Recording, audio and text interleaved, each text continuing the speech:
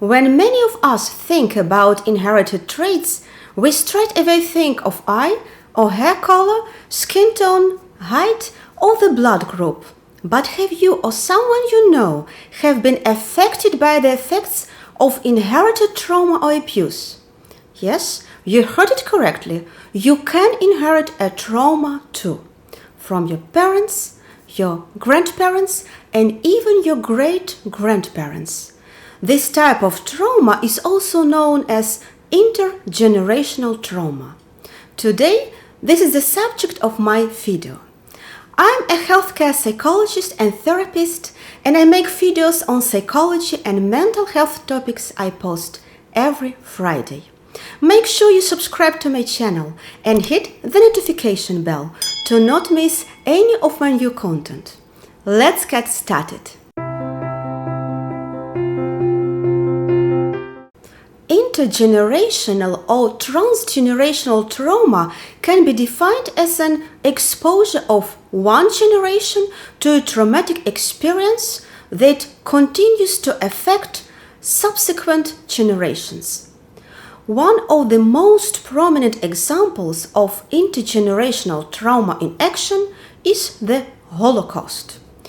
Jews who survived persecution struggle with the symptoms of post-traumatic stress disorder. They relive what they have experienced, and this leads to anxiety, nightmares, depression, and difficulty functioning in daily life. For a long time, there have been indications that there is something going on with their children. They are more likely to suffer trauma or psychiatric problems as well. Although they live in a safe environment, their bodies are constantly sounding the alarm. Until recently, such problems of the second generation were attributed to the upbringing of a traumatized parent.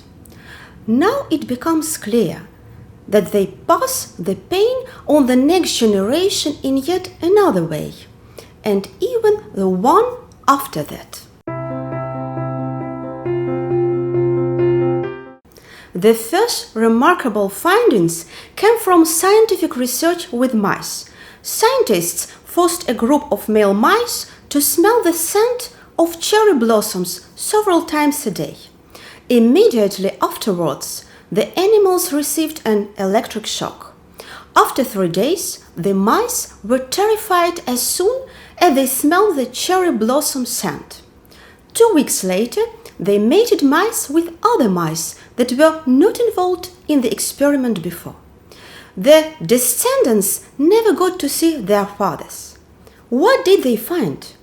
While the young mice never received any electric shocks, this second generation reacted almost as anxiously as their fathers to scent of cherry blossoms. This was also true for the third generation of mice. Because the kids never knew their fathers, there was no social adjustment or other environmental factors. But what then? Because the trauma did not change the DNA. Until recently, scientists believed that all hereditary information is stored in the DNA.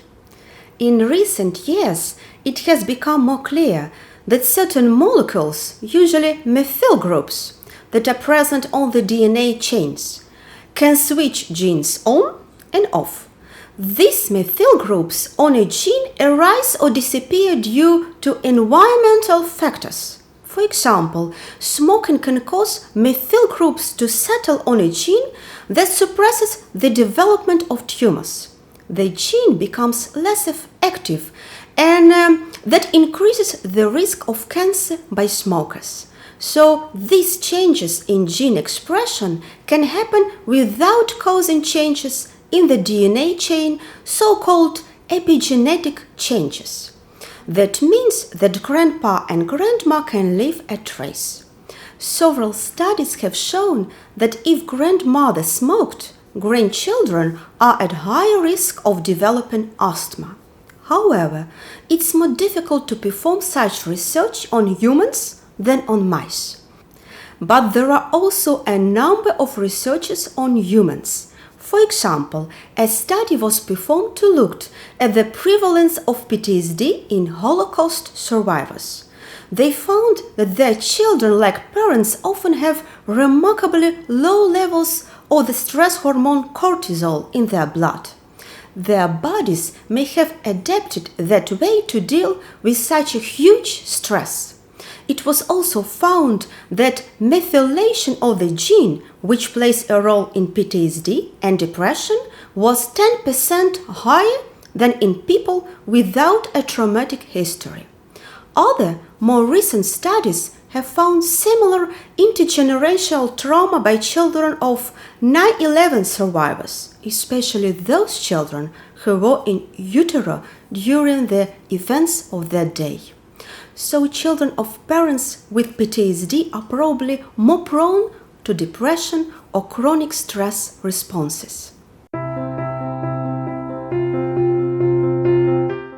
Basically, traumatic parental experiences like neglect, addiction, abuse, slavery, and extreme poverty that occurs years before conception can cause chemical changes in the body and pass on a sense of underlying fear, shame, and anxiety to their own child. Intergenerational trauma can present with poor relationship building skills or lacking a sense of personal identity. People can experience an ongoing sense of loss in their own lives. The fact that scars may have been left on your child's genes is a pretty good reason why your child cannot simply use insight to apply your advice. The important method of treatment of a person suffering from intergenerational trauma is psychoeducation and acceptance. The person suffering may not be aware of the source of their troubles and as a result may not seek appropriate treatment when necessary. Acceptance requires understanding that undesirable behavior may be due to the psychological effects of trauma from previous generations. It is important to understand that impact of trauma on the brain and body. Finding the right treatment is particularly important because the cycle must be broken. Otherwise, it may lead to the transfer of the trauma to yet another generation, and so on.